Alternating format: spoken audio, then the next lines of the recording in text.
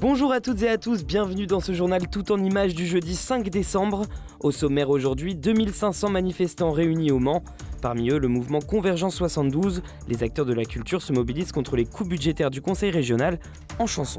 Et le coup, toutes les subventions. Sans débat ni concertation. En football, après une victoire en Coupe de France, le Mans FC espère surfer sur cette dynamique en championnat à Nîmes ce vendredi. On parlera aussi de l'ouvrage historique Ivré au fil de l'huile dans le sillage de la Velue avec l'association Mémoires Ivréennes.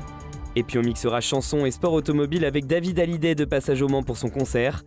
Mais il s'est aussi confié sur sa passion du pilotage, vous l'entendrez dans cette édition. « 2500 manifestants au Mans. Pendant que les agents de la fonction publique contestent un projet plus d'actualité, les acteurs de la culture dénoncent les coupes budgétaires de la région. Et le coup, toutes les subventions. Sans débat ni concertation. Il y a des retombées économiques sur tout un tissu. Donc déjà les artistes, tous les fournisseurs, les techniciens et toutes les boîtes de production qui travaillent autour de ça. Car pour 2025, la région Pays de la Loire prévoit une baisse de 73% de son budget consacré à la culture. Pour le plongeoir Cité du Cirque, c'est moins 100 000 € pour l'année prochaine. On dit toujours qu'un euro investi dans la culture, c'est 6 € qui vont ensuite ruisseler dans le territoire. Donc au final, là, c'est beaucoup plus de 100 000 € qui va être impacté sur l'économie locale, sur les entreprises avec lesquelles on travaille, les restaurateurs, les hébergeurs, etc. etc. Donc c'est assez dramatique. Selon le collectif Convergence 72, c'est donc tout un écosystème qui sera touché par les baisses de subventions. À commencer par les artistes, déjà précaires. Vu que ça va impacter les MJC, le milieu associatif en général, c'est des personnes qui vont beaucoup moins faire aussi appel à nous. Il y a l'effet immédiat et puis il y a tout ce que ça va générer après. Que ça va faire effet de boule de neige vu tous les lieux, indirectement le département, la ville qui vont aussi être touchés. Un effet domino contre lequel le collectif Convergence 72 va continuer de se mobiliser et de sensibiliser. Président, voici mon petit programme. On est là. Et puis après il y a des textes là, si vous voulez. Voilà, je vous donne ça. Oui, bah je faisais mon programme politique.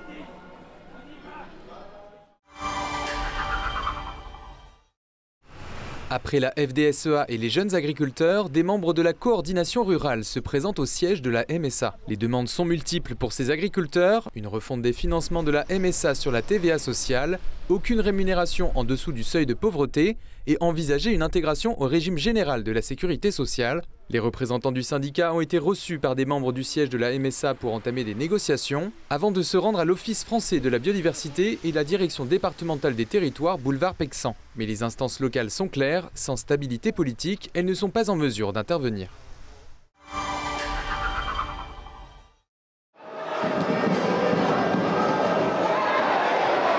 Passé l'allégresse de la Coupe de France et la qualification pour les 32e de finale, le Mans FC retrouve le championnat, le moral remonté. C'est vrai qu'elle nous permet de pouvoir surfer sur ces zones positives. Aujourd'hui, se mettre dans le mois de championnat et de pouvoir y aller avec beaucoup d'humilité à Nîmes, mais on n'y va pas en tant que victime, et on y va en tant que compétiteur et avec la volonté de repartir avec les 3 points. Parce que les Sartois restent sur 3 défaites consécutives en championnat, les 100 et or occupent une peu réjouissante 13e place du national, mais l'état d'esprit est bon. Dans le travail, dans l'envie, personne triche, tout le monde a envie justement de bien faire. Moi j'ai connu des périodes dans d'autres clubs où c'était compliqué et il n'y avait pas cette entente qu'on a nous d'aujourd'hui dans le vestiaire. Donc ça reste quand même un point positif pour justement nous aider à remplir nos objectifs. Pouvoir avoir le don de soi, le dépassement de fonction sur un terrain, c'est important. Quand vous avez cette alchimie en dehors du terrain, on doit pouvoir l'avoir sur le terrain aussi. Une alchimie nécessaire pour décrocher un succès sur le terrain des Nîmois, 15e, là où le Mans ne s'est plus imposé depuis 2010.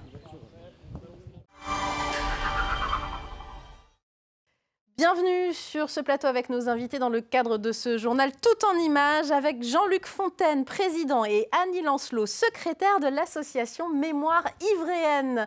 Une association qui a commis cet ouvrage, vous allez le voir, et c'est absolument passionnant et richement documenté, Ivré au fil de l'huile dans le sillage de la Velue. Et c'est marqué, hein, Association Mémoire Ivréenne.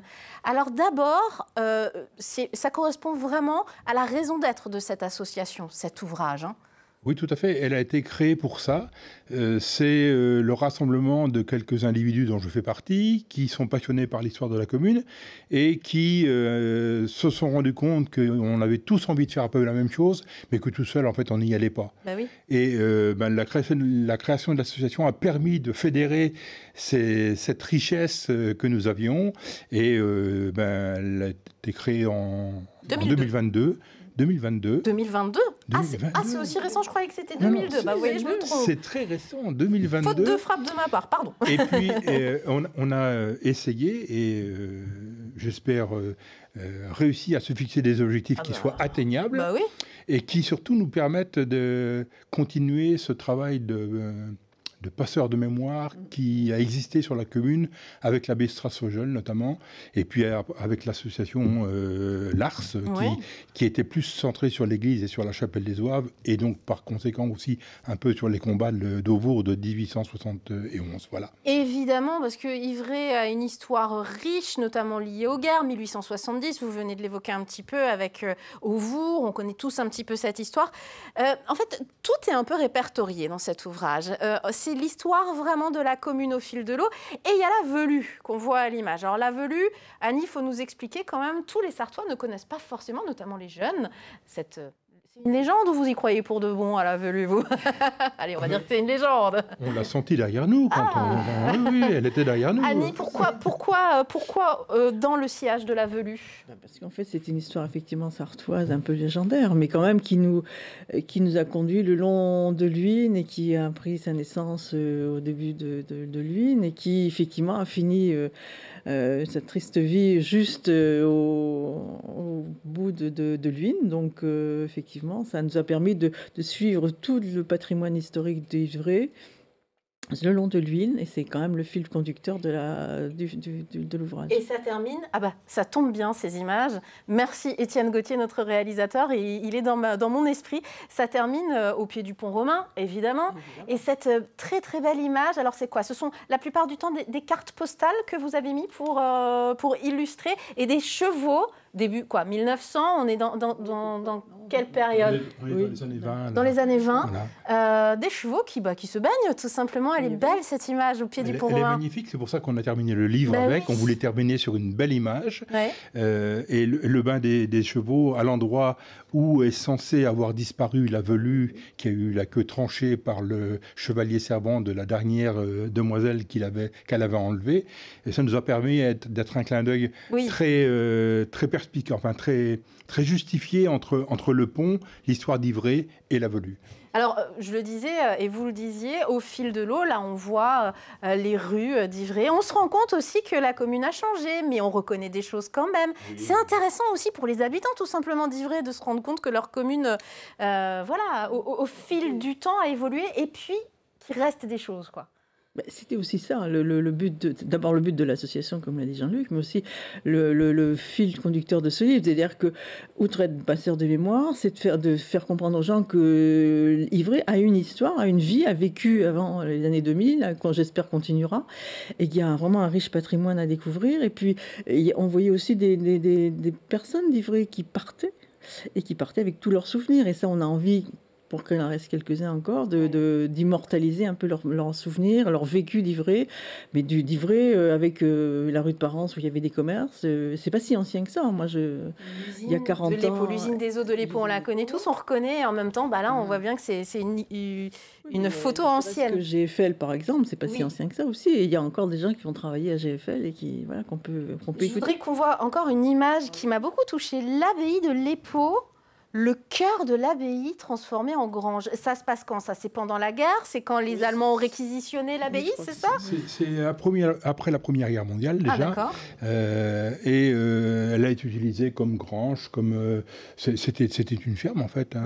C'était devenu une ferme avant que le Conseil général rachète le tout dans les années 60 pour en faire ce qu'on connaît aujourd'hui, qui est un joyau magnifique. Bah oui. Eh bien, il y a eu des histoires. Il y a eu des histoires, effectivement, liées ville autour de Clerget, hein, une abbaye. Et puis il y a eu un temps où c'était plus une abbaye, c'était désacralisé, c'était lié bien sûr à la vente de nombreux biens de l'Église à cette époque. Et aujourd'hui, fort heureusement, ça n'est plus une grange. Hein. On peut voir les magnifiques images et elle appartient au conseil départemental qui en a fait un joyau absolument magnifique. 500 exemplaires ont été édités. Vous en avez déjà prévendu plus de 200, vous m'avez dit 260 On peut le trouver où?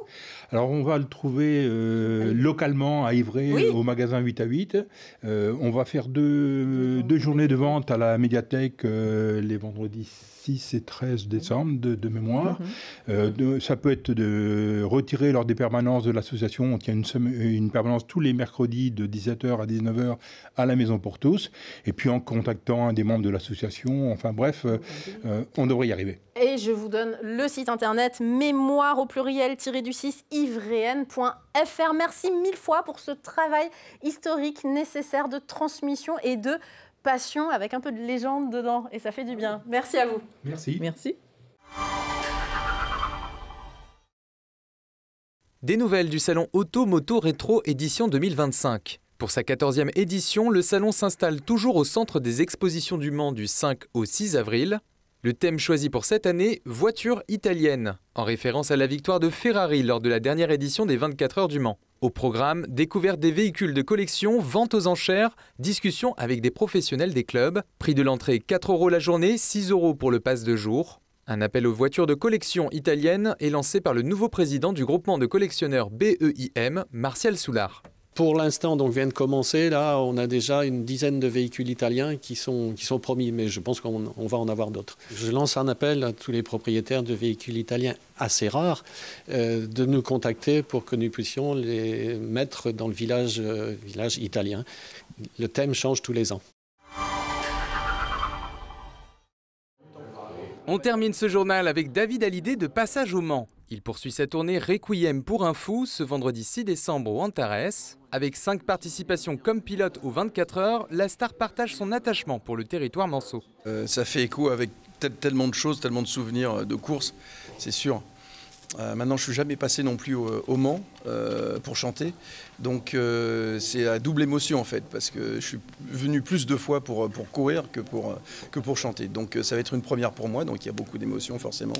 Et puis, forcément, le périmètre, on va dire ici, est familier. Et ça me fait quelque chose d'être là. Hein. La veille de son concert, l'artiste a invité son équipe à faire du karting au circuit Alain Prost. Après sa tournée fin 2026, il n'exclut pas une nouvelle participation aux 24 heures du Mans.